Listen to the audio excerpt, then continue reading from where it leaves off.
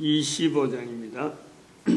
멸류관 가지고 주 앞에 따리세 자 천사 기쁜 노래가 온 땅에 퍼지네 내 혼나 깨어서 주 찬송하여라 온 백성 죄를 속하신 만왕의 왕일세 멸류관 가지고 주 앞에 드리세 가성과 몸의 상처가 영광 중 빛나네 하늘의 천사도 그 영광 보고서 고난의 신비 알고자 절참모하도다. 하나님 말씀 갈라디아서 3장입니다. 1절에서 14절 말씀 한 번 더 읽습니다. 세 번째가 되어지는데 1절 말씀 제가 먼저 받들어 봉독드립니다. 어리석도다 갈라디아 사람들아 예수 그리스도께서 십자가에 못 박히신 것이 너희 눈앞에 밝히 보이거늘 누가 너희를 깨드냐.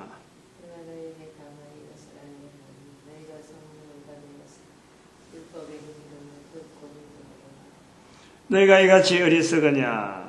성령으로 오늘 아침에 이 갈라디아서 3장 1절에서 14절을 한 번 더 하게 됐는데요.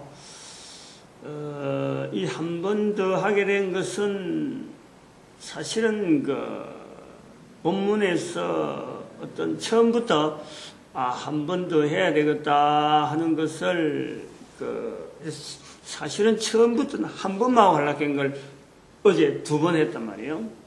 그 2번하고는 뭐 더 이상 하지 않을 생각을 했죠. 왜냐하면 이거는 말씀드렸지만 로마서에서 거의 한 내용이 또 나오기 때문에 로마서에서 가면 된다. 어려운 내용인데 그냥 깊게 안 하려고 이제 한 거예요. 그러므로 한 번 더 하게 된 이것은 사실은 지금 대통령 후보로 나온 지금 대선 후보자들하고 관계된 거예요. 결정적인 것은 뭐냐면은 어제도 제가 어느 정도 이 정치하는 분들에 대한 평을 했습니다만은 이 본문을 결정적으로 붙잡은 것은 한 번 더 해야 되겠다고 한 것은 박근혜 씨에 대한 내용이에요. 뭐가 박근혜 씨한테 지금 이 본문하고 연결되느냐 그러니까 이 본문을 쭉 읽다 보면은 마지막 부분에 저주에 대한 이야기가 나오잖아요. 저주에 13절 보니까 그리스도께서 우리를 위하여 저주를 받은 바 되사 이 내용이 나오잖아요. 율법의 저주에서 그리고 13절에 또 나무에 달린 자마다 저주 아래 있는 자라 이 저주라는 말이 3번 나오거든요. 대선 후보 가운데서 제가 이제 그렇게 생각을 한 거예요. 대선 지금 대통령 후보 안 그러면은 우리가 쭉 살아오는 그 형편 속에서 어떤 그 사람을 대상으로 탁 이야기하면요. 이 저주를 이야기할 수 있는 그런 인물이 있잖아요. 바로 그 박근혜 씨한테 따라다니는 어찌 보면 닉네임인 것 같아요. 나는 그 박근혜 씨를 이렇게 정치가 중에서 이렇게 탁 떠올리면은 항상 떠오르는 것이 박정희 전 대통령이란 말이에요. 누구든지 그렇잖아요. 지금 현재 박근혜 씨에 대한 이런 두둔하는 사람이든지 뭐 반대하는 사람이든지 거의 대부분이 이 박 대통령하고 전 박 대통령하고 연결하는 이것은 필연적이죠, 필연적. 지금 세대가 박 대통령 임기 당시에 있었던 사람이 다는 아닌데도 불구하고 그 연결이 필연적이다. 지금 지난주 화요일 날부터 갈라디아서를 쭉 해오면서 대통령 선거하고 계속해서, 대통령 선거를 안 했어요. 그러니까 19일이, 오늘이 5일이고 이제 19일이 대통령 선거니까 그 분위기 때문인지도 모르겠어요. 뉴스 틀면은 언제든지 나오니까. 그러니까 이 본문의 이 내용하고도 계속 지난주 화요일부터 넘어오는 이 본문의 흐름하고도 계속해서 처음부터 그쪽에 맞춰가지고 마치 온 것처럼 넘어오다가 사실 어제 마치고 난 뒤에는 이 저주라는 표현을 안 하려고 그랬죠, 저도. 이거 자꾸 떠오르는 거예요. 자꾸 이렇게 오버랩이 된다, 오버랩이. 왜 오버랩이 되느냐. 교회가 책임이 있다, 이 말이에요. 즉, 교회가 책임이 있더라, 이니까. 지금, 박근혜 씨가 만약에 대통령 후보로 안 나왔더라면은 그냥 묻혀가는 거예요. 근데 오버랩 되는 것 중에 바로 저주와 박근혜 씨와 박 대통령 내외, 좀 두 분 다 총회에서 저격당했는데 이게 교회가 관계되는 이 저주라고 하는 이 이미지가 내한테 있는 이미지 자체도 이게 지금 벌써 각인이 되어 있는 게 교회에서 그동안에 이 박 대통령, 전 박 대통령 내외의 총탄에 의해서 죽은 이 부분에 대해서 늘 일종의 저주로 표현을 했어요, 우리가. 교회가 그랬다니까. 저는 이제 설교를 듣는 입장에서만 좀 있었기 때문에 그렇게 지금 각인이 되어 있는 거예요. 여러 오랜 세월 동안에. 이 정치에 대해서 전혀 관계를 못하고, 그리고 박근혜 씨가 어떻게 갔는지, 또 구미가 박 대통령의 고향이라 해도 내가 여기 왔어도, 저게 바로 우리 이쪽에 지금 상목의 바로 옆에, 거기 있다 그래도, 박 대통령의 고향, 어떤, 친가가 있다 그래도 내가 찾을 생각을 안 한 거지. 연결을 안 했어요. 구미에서도 교회 때문에 여기 김천에 와 있는 동안에 한 번, 두 번 여기 어떤 일 때문에, 공식적인 누구 일 때문에 구미에 와본 일, 요거 외에는 김천에 있어도 구미를 내가 안 왔지. 응? 그만큼 구미에 대해서는 그때 김천에 있을 때 여기 처음 온 것이 내가 평생 처음이라니까, 그때. 응? 사업하면서 구미 간다, 출장한다. 그래서 도대체 구미가 어디 있고 뭐 하는 데길래, 사람들이 구미에 출장을 많이 가냐. 많은 사람이 그렇게 출장 간다는 말을, 그래서 사업하다 못 만나고 이제 그런 사람들. 구미 간다는 말을 많이 들었단 말이야. 그런데도 일절 나는 이 박 대통령하고 연결한다든지, 여기에 박 대통령의 생각이 있다든지 이런 건 생각을 안 해본 사람. 그러면 항상 박 대통령에 대한 생각은 설교를 통해서 독재를 했기 때문에 흉탄에 맞아 죽었다. 총에 맞아 죽었다. 여기 하나의 벌로서 우리한테 인식이 되어 있는 거예요. 그러니까 내가 박근혜 씨를 이렇게 정치 일선에서 이렇게 쭉 온 거는 내하고 관계된 일은 하나도 없고, 또 내가 구미에 왔다 그래도, 구미에 있어도 박 대통령 내외라든지 이 박근혜 씨에 대해서 두둔해야 될, 아무런, 나는 고향 여기가 아니라니까. 나는 경남이라니까. 응? 경남 사람이 목회지 때문에 여기 온 거예요. 그런데 이제 이 정치 일정이나 여러 이렇게 아무 관계가 없이 단순하게 참으로 목회 일로 가지고 성경을 참 풀어가는 중에 이 정치 일정에 맞춰서 지금 대통령 선거가 막 되다 보니까 뉴스가 들리는 게 만날 그 소리니까 이게 자연히 성경 해석 속에 성경 말씀을 가지고 오늘 현장을 비추는 중에, 이 뭐, 당연히 지금 소재가 내가 옛날에 듣던 것처럼 이게 정치적인 내용이, 정치가에 관계된 내용이 자연히 지금 나온단 말이에요. 나오는데, 갈라디아서 1장, 그것부터 시작해서 3장까지 쭉 오면서 계속해서 언급이 되는데, 로마서에서는 없어요. 이 저주라는 내용이 로마서에서는요, 없어요. 이렇게 한 절에 예수 그리스도께서 저주 아래 있었다, 이 말을요, 하지 않는다니. 있겠지만은, 있어도 있겠지만은, 이렇게 적나라하게 13절에 한 절에 3번이나 저주라는 말을 쓰는 거예요. 3번이나. 아마 사도 바울은 이 편지가 갈라디아서란 표현이 갈라디아서가 처음 쓰니까 자기가 알고 있는, 즉 십자가에 달린 자세에 대한 이 자세는 철저하게 다른 의미가 드러나는 게 아니고 누가 뭐래든지 그거는 저주라는 거예요. 저주. 십자가에 달린 자체가 저주인 거예요. 그러니까 우리가 생각하듯이 뭐 어떤 아니야말로 뭐 우리는 저주를 잘 생각을 안 합니다. 우리나라 사람들이나 이런 사람들이요, 저주란 말 잘 쓰려고 하지 않고 누가 아무개가 뭐 저주를 받았다 이런 말 안 씁니다. 우리는.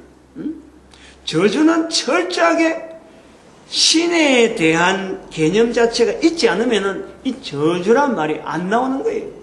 인간과 인간과의 사이에서 어떤 형태로서 뭐 주고받고 뭐 싸움을 해갖고 죽는다 뭐 어쨌든 간에 이거는 저주란 말이 안 들어가는 거예요.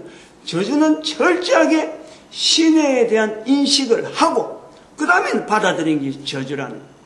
그런데 이 저주가 우리 사회에, 우리 민족의 심성에 전혀 맞지 않는 내용인데, 이것이 일반화된 것에는, 이것이 다른 사람들에게 알려진 것은 교회 문화다. 교회 문화.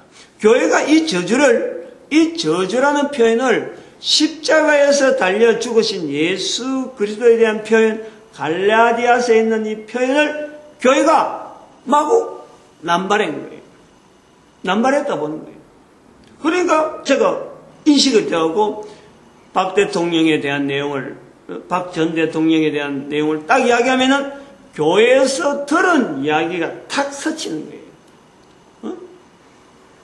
그것이 스치면서 박근혜 씨에 대한 생각을 내가 해볼 때, 박근혜 씨에게는 항상 아버지로부터 내려오는 이 어떤 저주적인 이런 어떤 인상, 선입견이 항상 그 사람을 지금 쫓고 있는 거예요. 몰고 있더라고요. 이걸 제가 어제 느꼈다, 이거예요. 저주에 아무리 말이죠, 박근혜 씨가 겉으로 포장하고, 박 대통령, 아니면 대통령이 되었늘, 박 대통령 내외로 따라다니는 총알에 맞았다 하는 그것 때문에 국민들의 인상에서 남아있는, 어떻게 보면은 저주에 있는, 부모를 두고 있는 그 연결성, 그거를요, 떠날 수가 없다라는 것을 제가 본 거예요. 이거를요, 씻어줘야 된다, 이거예요.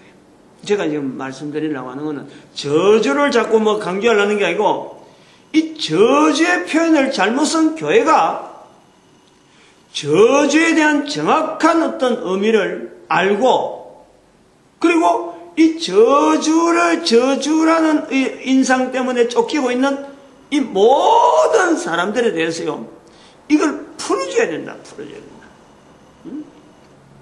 그걸 제가 반대적으로 제가 느꼈단 말이에요. 그게 저한테는 큰 수확이에요. 아마 이 표현을 하기 위해서 저는 그렇게 생각했어요. 갈라디아서 1장 할 때부터, 아버지의 뜻을 따라 참으로 나타난 어떤 박근혜 씨에 대한 이 표현이 아마 이야기인지 모르겠고, 그래서 동영상에서 남겨져서 후대의 사람이라도, 이 동영상을 보는 사람이라도 철저하게 이건 교회가 책임을 지고, 교회가 이거는 철저하게 잘못된 것을 인정하면서 교회가 잘못 쓴 언어, 여러 언어 있는데 그 중에 하나 이걸 정정하는 이런 시도 중에 제가 나름대로 뭐 좀 이렇게 표현한다. 그게 연결해서 표현하는 거다 하고 받아들이면 좋겠다라는 거예요. 우선 이런 접근을 하려고 하는 저주를 풀어줘야 된다 하는 이런 부분에 저주를 풀어준다는 것보다도 이 저주라는 단어 자체를 교회가 남발한 거 이 부분에서요. 본문하고 연결하면 딱 두 가지가 있는 거예요. 본문하고 연결하면 첫째, 예수 그리스도께서 사실은 이 땅에 태어나실 때부터 마구간에서 짐승의 먹이 통해서 그것이 구유가 된 거예요. 이거는 지난번에도 말씀했지만은 아브라함이 아들 이삭을 죽이려고 하는 그 사건, 하나님께서 아브라함을 통해서 이삭을 죽이려고 하는 그 마음을 나타내는, 아브라함의 대를 끊으려고 하는 그 마음을 나타내는 그러한 중심을 우리가 보는 거예요. 전혀 핀트가, 일반 사람들이 뭐 성경에 대한 이걸 뭐 믿든 믿지 않든, 다른 사람들이 성경을 인정하든 인정하지 않든요, 여기서는 아주 중요한 흐름이 바로 아브라함이 이삭을 죽이려고 하는 하나님 명령에서 죽이라 한 거고, 죽이려고 하는 그 모습이 하나님께서 이 땅에 오실 때에 구유에서 태어나는 거예요. 구유에서. 이거요, 잘 우리가 들어야 돼요. 응? 본인이 자살하는 거하고 다른 사람에서 총탄에 맞아 죽는 거하고는요, 이거는 천지 차이가 있는 거예요. 천지 차이라고. 응? 엄청난 차이예요. 노무현 대통령은 대통령으로 지내다가 자살했어요. 이거는 후대 사람들이 지금 따라오는 사람입니다. 이건 철저하게 막아야 되는 거예요. 철저하게. 응? 그걸 미화시키는 것은 그 사람을 철저하게 저주하는 일반 사람들의 자세라는 거예요.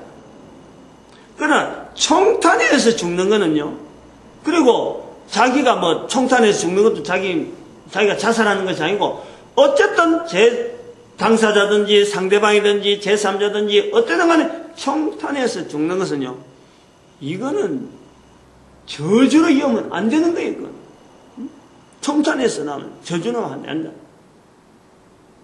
자기 목숨을 자기가 끊는 것은요, 이거는 스스로 저주 안에 들어가는 거라고. 그러나 총탄에서 죽고 교통사고에서 죽고 어떤 흉측한 모습으로 마지막을 보인다 하더라도 이거는 절대 저주가 안 되는 거예요. 그 내용이 예수님께서 십자가에 죽으신 거예요. 모든 인간들의 죽어가는 그 상황 속에 가장 저주가 각인되어 있는 십자가에서 죽은 예수를 우리는 십자가를 당당히 건너니까 그 아름다워 보이는 거지만, 당시의 사람들에게서 십자가에 죽는 것은 가장 큰 고통이고, 인간으로서 죽는 모습으로서 볼 수 있는 가장 잔인한 모습, 가장 고통스러운 모습이며, 바로 그것을 저주라 그러는 거예요. 신에 의해서 저주받은 자만이 나무에 달린다. 이 성경이 구약에 있는 오래전부터 내려오던 구약 성경에 기록된 대로 나무에 달린 자가 저주를 받는 거로. 그래서 구약 성경에도 사람을 죽으면 가만히 놔두지 않고 나무에 달아버리는 거예요. 그게 저주받은 자다. 그래서 짐승이 막 쪼아먹는다니까. 얼마나 죽는 과정에 고통스러울 것 같아요. 그래서 고통스러운 죽음, 죽는 과정에서 마지막 모든 사람 앞에 비웃음을 받는 모습, 이게 바로 십자가의 죽음이라. 그 십자가에 죽는 죽음, 그 저주는 바로 하나님께서 아브라함을 통해서 이삭을 죽이려는 그 모습이나, 예수님께서 이 땅에, 지금 성탄절이 다가오는데 성탄절 예수님께서 이 땅에 오실 적에 마구간에 있는 그 모습이나 죽는 모습에서의 거기에서요, 십자가에서 있는 모습에서요, 똑같이 볼 수 있는 것은 인간 자체가 철저한 저주 아래 있는, 인간 스스로 존재 자체가 저주라는 환경 속에 있는 그것이 하나님 편에 보실 때는 안타깝다는 거예요. 하나님의 저주가 아닌데, 하나님이 저주에서 되어진 것은 아닌데도 불구하고 인간들의 삶 자체가 원래 만들어낸 상태가 이 상태가 아닌데 고통당하는 인간들을 바라보는 그 하나님께서 저주 아래 있는 자를 구하려고 가장 저주적인 그 십자가에 예수님께서 달리신다는 거예요. 요 구조가요, 우리 교회가 있다는 거예요. 다른 다르게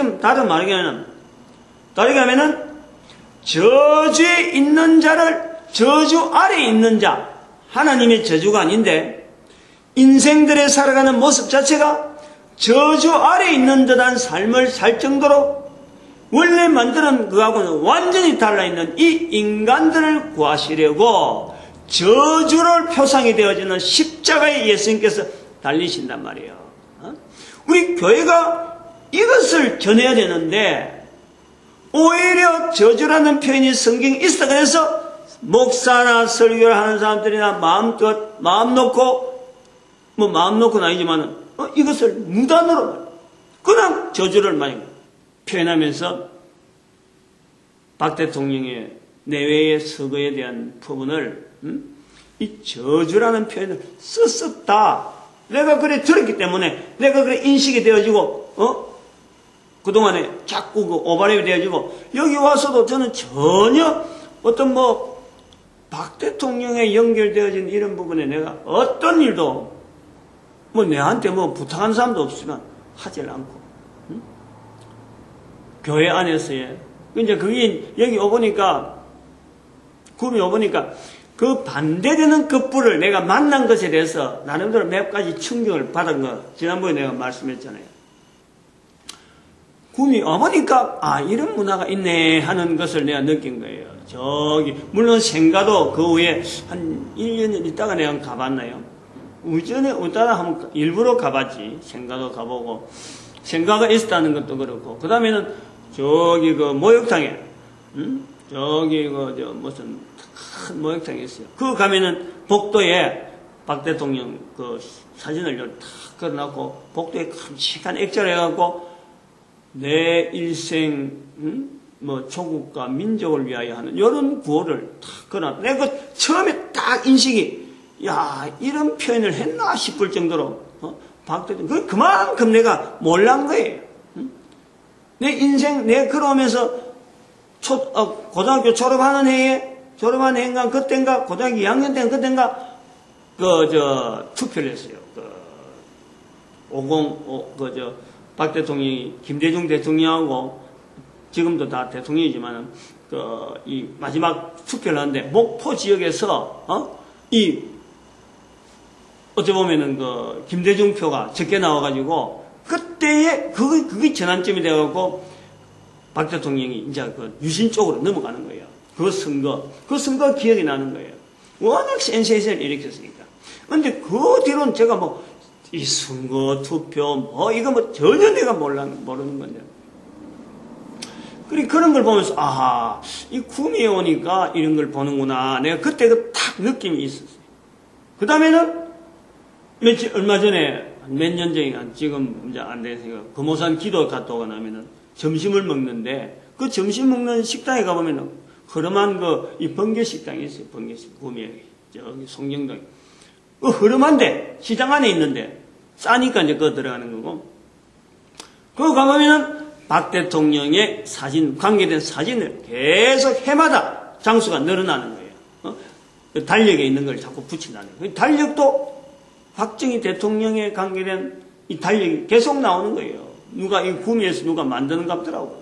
거기에 있는 사진을 그 가게에서는 다리 지나면 오래가 붙이고 다리 지나면 오래가 붙이고 하니까 자꾸 벽에다가 붙은 그림이 많아. 옛날에 내가 중학교 올라갈 때 그때 학원이라는 책이 나왔어요. 올라간지.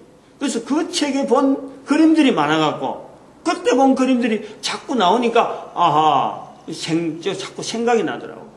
그러한 분위기가 구미에 있다. 이거 외에는 내하고 연결된 게 하나도 없는 거예요. 근데 여기 이제 저주란 말이 딱 들어올 때, 제가 이제 이 생각을, 이제 다른 말로 이제 이렇게 또 연결하면, 왜 본문에서 이 저주와 관계돼서 이것이 풀어야 되는, 이게 우리의 입장인데, 바로 나하고 연결되어진 각 개인에서 내가 바로 저주라는 내 형편을 내가 알아야 되는데, 오히려 다른 사람한테 우리는 이 저주란 말을 쓰는 것은 잘못이다 하는 것에 지금 제가 포커스를 맞추고 있는 거예요. 이걸 우리 사람들이 알아야 돼요. 모든 사람들이 알아야 돼요. 그 다음에는 이 본문에서 왜 이 저주와 오늘 이 푸는 문제를 중요하게 다뤄야 되냐면, 오늘 우리 읽은 말씀 중에서 2절에 있는 말씀. 내가 너에게 다만 이것을 알게 하노니, 그러잖아요. 내가 이것을 다만 너에게 알게 하노니, 너희가 성령을 받은 것, 성령을 받았다, 이거예요. 어제도 제가 이 부분을 내고 중요하게 표현을 했지만요. 유대인입니다. 유대인은 장점이 성령을 받은 것에 대해서 이것을 장점이란 말이에요. 그런데 이 유대인들이 성령을 받았다는 것을 이방인에게 이야기하는 것은요, 이거 어마어마한 거란 말이에요. 이방인은 유대인에게 있어서 유대인뿐만 아니라 모든 사람이 저주라 보는 것이 십자가예요. 십자가. 십자가의 정년 죽음을 유대인뿐만 아니라 그 당시에 로마 제국안에서 전부 다 저주라고 보는 거예요. 신의 저주다. 저주하지 않으면 어떻게 저런 사람이 죽느냐. 그래서 십자가에 달린 사람을 자랑한다는 이것은요, 어림도 없는 거죠. 근데 그거는 사도 바울의 전도에 대한 어떤 자세로서 볼 수 있고. 그래서 이 저주라고 할 때 모든 사람이 보는 저주는 십자가에 죽는 죽음. 유대인들이 보는 저주는 뭐냐면, 살아있음에도 불구하고, 죽는 것이 아니고, 살아있음에도 불구하고, 이방인들에 대해서 바라보는 시각은 유대인들에겐요, 이게 저주예요, 저주. 저거는 살아있어도 모양은 사람이지만은, 내하고, 유대인들 입장에서, 내하고 저하고는 천지 차이다. 전혀 같지 않다. 저거는 저주받은 인간들이다. 저거는 절대 천국이라든지 이런 어떤 좋은 하나님의 선하신 섬 속에서 인도되지, 이거는 절대 혜택이 없다. 철저하게 저주적인 시각으로 보는 것이 유대인들이 보는 거예요. 그 유대인이 사도 바울이 성령을 받았다라는 거예요. 이방인에게, 갈라디아인에게 우리가 이것을요 찾아내야 돼요. 아까 십자가에서 모든 사람을 저주에서 풀려고 예수님께서 십자가에 죽으신 것이나, 유대인이 이방인하고 구별되는 유대인 스스로가 볼 때 저주받은 자다, 저주받은 인간들이다, 인간 축에도 안 들어간다 라고 말하는 이방인에게 성령을 받았다라고 표현해 주는 것은요, 바로 저주로 인해서 저들하고 거리를 두르는 거 아니고, 저 자들이나 나나 함께 하나님의 성전이다 이거예요. 사도 바울이 표현하는 이스라엘 백성들이, 유대인이 왜 이방인들에게 저주적인 시각을 하느냐, 자기들은 하나님을 섬기는 성전이 있는 분명한, 자기들은 택한 백성이라는 거예요. 이스라엘 백성들. 이방인들은 성전이 없다는 거예요. 그 성전을 두고 있을 적에, 성전에 대한 개념을 두고 있을 적에 성령을 받았다라는 것은 바로 우리 한 개인이 바로 하나님의 성전이다라는 거예요. 하나님의 성전이니까 저주하고는 전혀 연결되어질 수 있는 아주 고귀한 유대인의 모습으로 받아들이는 거예요. 그걸요, 유대인이 성령을 받았다라고 다른 사람에게 이야기하는 것은 바로 저주라고 하는 이 개념을 보면 완전히 반대적인 표현이라는 거예요. 그러므로 본문의 이 2절하고 14절에요. 13절에 저주를 받은 바 되사 저주에서 우리를 속량하셨으니 저주 아래 있는 자라.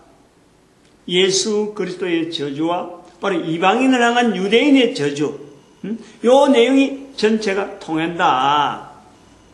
그러면 방금 말씀했지만은 하나님 편에서 볼 때는요, 인간 자체 사는 자의 모든 사람이 다 저주 아래 있는 겁니다. 저주 속에 사는 것처럼 하나님께서 이제는 그 아파한단 말이에요. 아파한다. 그것을 예수님께서 이 땅에 오셔서 십자가에 못 박힌 그 모습을 통해서 저주 아래 있는 자를 속량한, 이 표현이 13절의 표현이, 저주에서 우리를 속량하시는 하나님의 뜻, 그것이 성경 전체에 나와 있는 하나님의 뜻이며 성경의 주제라는 거예요. 이것을 전도자가 받아들이면서 사도 바울적으로 모든 사람을, 유대인뿐만 아니라 성경을 허락한 유대인뿐만 아니라 모든 사람에 적용해서 저주 아래 있지 않다라고 표현해 줄 수 있는, 바로 우리가 사도 바울의 반열에서 우리가 세상을 보고 선포하는 것이고, 바로 그것이 교회가 해야 될 일이다. 그런데 교회는 저주를 선포를 오히려 더 꺼져냈어. 이것도 저주고 저것도 저주. 요래 가지고 우리 사회에 저주라는 단어가 지금 솔솔하게 돌아다니고 있다. 이거는 철저하게 교회가요, 회개해야 되는 거예요. 잘못한 거예요. 제가 전에도 언젠가 말씀했지만요, 하나님 앞에서 우리가 살아가면서 살아가는 형태를 봐가지고 내 삶의 모양 중에서 어렵다 하는 그 내용을 보고, 만약에 그것을요 하나님의 저주라고 생각할 정도로 만약에 주어진다 하더라도, 본인이 그렇게 반다하더라도요, 우리가 생각할 때는 우리가 머리를 돌리고 생각을 바꾸고 그러다가 믿음으로 표현할 것은, 내 살아가는 지금 현재 삶이 어렵고 괴롭고 여러 가지 환경 속에 누가 봐도 저주와 같다라고 말할 수 있는 환경이 되어진다도, 내 스스로가 그걸 인정하더라도요, 우리가 거기서 소망이 있는 것은 예수 그리스도께서 내 모든 저주를 다 받아주시다는 거예요. 오늘 본문에 있는 내용이에요. 예수님께서 그 모든 저주를 다 받으시고, 오히려 내가 저주와 같은 삶을 살고 있다는 것은, 다른 말로 하면은 내 주변에 있는 많은 자들을 내가 더 저들을 공경하고 저들을 더 보살피고 하고 저들을 더 다룰 수 있는 그런 나로 하여금 쓰임받을 도구로 쓰시는 하나님의 단련 과정이다. 이게 우리가 생각해야 돼요. 적어도 교회 다니는 사람들이 생각해야 될, 교회 다니는 사람이 나타내야 될 표현이라는 거예요. 저주라는 어마어마한 단어가 우리 인간들에게, 한 개인에게 주어진다라도 이것에서 반대로 일어설 수 있는 그 내용이 바로 예수 그리스도께서 십자가에 못 박히셨다 하는 그 부분에 대한 우리의 신앙 고백이라. 이것이 나오도록 해요. 이것이 나오도록 해야 되는데, 그냥 저주를 해갖고 사람들하고 분리시키는 이런 식으로 표현한 것은 교회가 철저히 잘못했다고 우리가 고백해야 돼요. 그래서 제가 이런 내용을 남기는 것은, 앞으로 박근혜 씨가 대통령하고 관계돼서 뭐 어떻게 됐다 할지 모르지만은 결과가 19일 지나야 나오는데, 어떻게 됐든 간에 교회가요, 이 박근혜 씨하고 지금 대통령 후보로 지금 나오잖아요. 교회가 적극적으로 이 표현이 잘못된 것에 대해서요 선포를 해주고, 이로 말미암아 노무현 전 대통령의 자살 문제하고 박 대통령의 총에 의해서 죽은 이 내용은요 철저하게 차별화시키는 이런 자세가 있어줘야 돼요. 오히려 자살한 사람은 따라오는 국민들 중에서 다른 사람이 많은데, 이것에 대해서 교회가 한마디 말을 하지 않고 있다. 얼마나 잘못된지 몰라. 얼마나 잘못된지. 자살은 철저하게 해요. 이거는 제약으로 말이야. 바로 하나님의 어떤 주권이면 주권에 대한 정면 도전이고, 생명 주신 하나님은 철저하게 우리를 잘되게 복되게 하시는 하나님의 섭리인데, 이걸 철저히 거부하는 악한 사탄의 말이죠. 완전히 벗어나지 못하는 사탄을 신으로 인정하는 그 자리가, 하나님을 신으로 인정해서 모든 사람이 보편적으로 따라오는 이런 평안을 누리게 해야 되는데, 절대 이거는 올바른 것이 안 되는 거예요. 그 교회가요, 이 시각을, 교회가 있다라는 것은 이런 말을 적어도 일반 사람들이 생각하는 전혀 방향이 다르면서, 그러나 분명한 기준을 가지고 말해줄 수 있는 사회와 같이 가면서 사회에 걸어가는 걸음에서 올바른 방향을 가져갈 수 있는 어떤 지침서를요, 항상 교회는 그 시대마다 그 환경마다 이 사명이 교회에 있는 거예요. 그것이 바로 전도의 자리라는 거예요. 그게 전도예요. 그걸 지도를 못하고 말 너무 못하니까,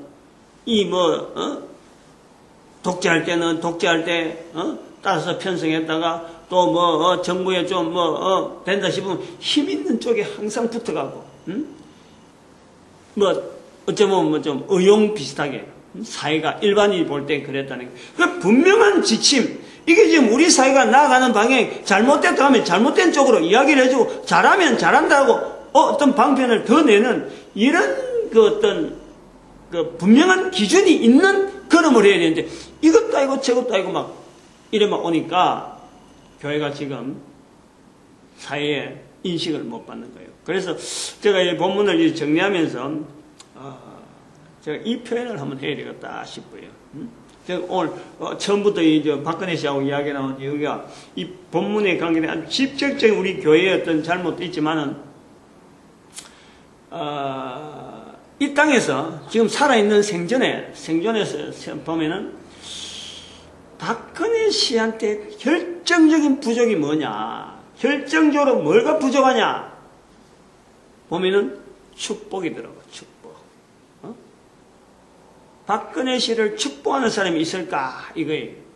이제 이게 아버지로부터 넘어오는, 그네 이 축복을 해줘야 되는데, 사람이 축복을 받아야 되는데, 박근혜 씨 하면은 아까도 말했지만 아버지 어머니가 오버레벨이 돼가지고 그 인생 전체가 독신으로 오면서 걸어오는 그 모든 나름대로의 한 인간으로서의 고민, 이거 자체는 아무도 가치를 여기지 않고 그냥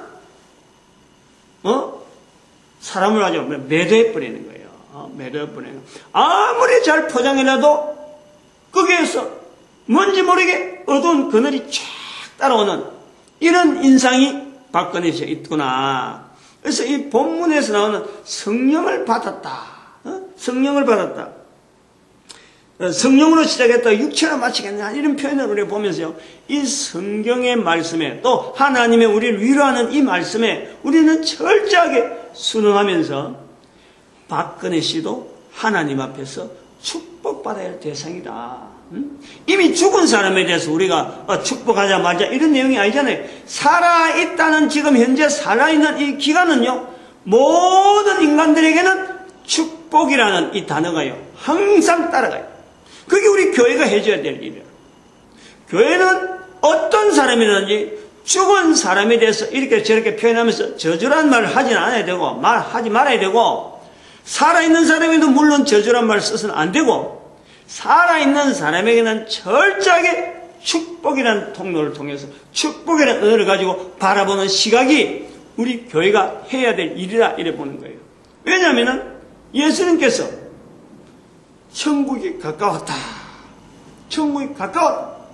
바로 지금 살아있는 동안에 우리가 주어져 있는 기회가 바로 천국을 누리는 기회예요. 이 천국을 누리는 것이 바로 축복이에요. 축복. 하나님의 축복, 우리에게 천국 누리라고 예수 그리스도를 보내주신 거예요.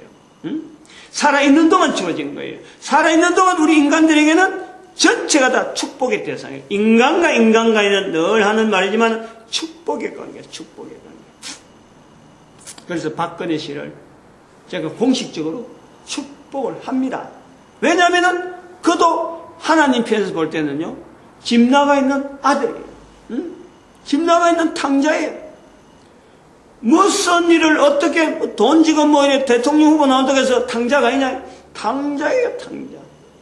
하나님 앞에서 잃어버린 나간 자식이라, 나간 자식. 그 나간 자식에 대한 마음을 가지고 축복하는 거예요. 축복하는 거예요. 이 땅에 있는 동안에 자기의 환경이 참으로 기구하잖아요. 기구하잖아요. 이런 기구한 삶을 통해서 하나님이 위로하심이, 하나님의 축복하심을 누릴 수 있는 분명한 자격이 그에게도 있다. 응? 축복합니다. 분명히 이건 우리 교회가 잘못된 것을 인정하면서 또 교회가 하지 못했던 한 일에 대해서 잘못된 것을 인정하고 하지 못했던 축복을 하는 거예요. 응? 물론 대통령 되고 안 되고 이거 자체를 축복하는 보담도 그 인생, 응? 평생 쫓기는 자 삶을 사는 같은 그 인생이 평안해질 수 있도록, 응? 평안해질 수 있도록 예수 그리스도께서 말씀하시는 부활로 인해서 주어진 너희에게 평안이 있을지어다. 응? 요한복음 21장에 있는 말씀에 부활한 뒤에 우리에게 하시는 말씀에 너희에게 평안이 있을지어다. 이 평안이요 박근혜 씨의 삶에 있어지길 바라는 거예요. 응? 있어질 대통령 후보 되는 것이 대통령 당선되는 것이 그것이 인생의 평안이 아니고 또 그 삶이 어떻게 앞으로 변화됐을지 모르지만은 어쨌든 간에 모든 사람이 일컫는 박근혜 씨를 바라볼 때 아버지에 대한 이 내용이 불식이 되어지고 이거는 어차피 있는 그 시대에 필요했던 하나님의 섭리 가운데 허락되어지는 노무현 씨도 필요했고 김대중도 필요했고 박정희 대통령도 필요했고 다 필요한 사람들 우리나라를 대표할 수 있는 많은 역량이 나름대로 있었기 때문에 하나님이 필요한 건데 그것이 죽어지는 과정에 나타나는 내용을 갖고요 우리 인간이 표현할 방법은 없는 거예요. 단순하게 자살에 대한 철저하게 우리는 이건 하나님의 뜻이 아니다 라고 해야 되고 사고로 죽든지 병사로 죽든지 몸이 약해서 죽어가는 건 다 똑같이 죽어가는 거예요. 그거 갖고 우리가 말이에요 할 수 없어요. 그건 당시에 있었던 치적은 그 사람만이 어쩔 수 없는 환경 속에 들어간 거로 우리가 볼 수 있는 국민적인 시각 이 역량 자체를 우리가 좀 더 살펴봐야 돼요. 다시 말하면 이스라엘 사람들이 이방인에게 성령을 받았다라고 하는 이런 축복을 우리는 모든 국민들이 보편적으로 할 수 있는 우리 국민들의 수준이 좀 되어졌으면 좋겠다. 교회가 먼저 이 일에 좀 앞장서주고 그래서 사람과 사람 사이에 어떤 흠을 찾고 흉을 찾고 흠집을 내야 상대방한테 이긴 듯하고 이렇게 표를 바라는 이런 것보다는 다른 사람을 축복하는 가운데서 선한 경쟁 그래서 다듬어지는 준비되어진 어떤 직책에 대해서요 국민들이 정말 박수를 하고 정말 모든 사람이 참 대통령 우리나라의 대통령으로서 자부심을 가질 정도의 그런 게 있어야 되겠죠. 우리는 지금 너무 대통령 되는 과정이 너무 말하자면 한 인격 자체가 처절하게 깎아내려지면서 우리가 지금 대통령 되어지는 거잖아요. 그러면 나중에 대통령 선거 딱 끝나고 나면 한 사람은 대통령 선거 된 사람은 당선된 사람은 그거에 대해서 포장이 되지만 나머지 한 사람은 그동안에 상처받은 것 때문에 고통을 당하는 거예요. 이런 식의 대통령 선거는 우리 민족 자체가 이걸요 거부해야 돼요. 우리는 굉장히 중요한 우리 민족 자체가 가지고 있는 이 위치는요 전 세계 모든 사람들에게 지도자로서 우리 한 사람 한 사람이 바로 전 세계 지도자는 한 사람이 적어도 70명의 지도자 1억이 되어졌을 적에 우리나라 인구가 1억이 되었을 적에 70억 인구를 향해서 나아가려고 하면요 70명을 이끄는 그런 지도자라니까. 그러니까 지도자적인 역량으로 사람들에게 성령을 선포할 수 있는 성령을 받았다. 본문에 있는 너희가 성령을 받았다라고 선포할 수 있는 축복할 수 있는 권한이 근세를 누리는 우리 민족 되어지기를 이 박근혜 씨의 모습에서 앞으로 대통령이 누가 되든지 간에 대통령을 바라보는 우리 시각은 축복하는 자세로 보자. 축복하는 자세. 이 흘러가는 세월 속에 여러 가지 사람들의 그 치적을 가지고 전대에 있던 치적을 아버지 때는 아버지 끝내고 아들은 아들대로 끝내고 이런 성경의 내용이에요. 아버지 것을 가지고 아들에게 따지 않고 아들 것 갖고 아버지에 따지 않다. 성경의 내용이라니까. 그러므로 개인의 그 한 사람 한 사람은 당세가 하나님과 직접적으로 바로 축복받는 대상으로서 우리가 교회가 이것을 나타내자 한번 표현을 해봅니다. 어떻게 나타낼지 앞으로 우리 교회가 책임져야 될 부분, 잘못한 것이 많이 있거든요. 교회가 그 많은 것을 자꾸 하나하나 바른 방향으로 나타내는 것이 또 우리가 해야 될 일이니까 오늘 아침에 제가 이 본문에서 나타나는 박근혜 씨하고 연결된 축복에 관계된 걸 가지고 본문을 해석했습니다. 하나님께서도 우리의 걸어가는 걸음에 이 전도자 되어지는 이런 자세에서 항상 주변에서 이렇게 되어지는 일을 정리해서 올바르게 표현을 하는 이게 우리한테 필요하다고 봅니다.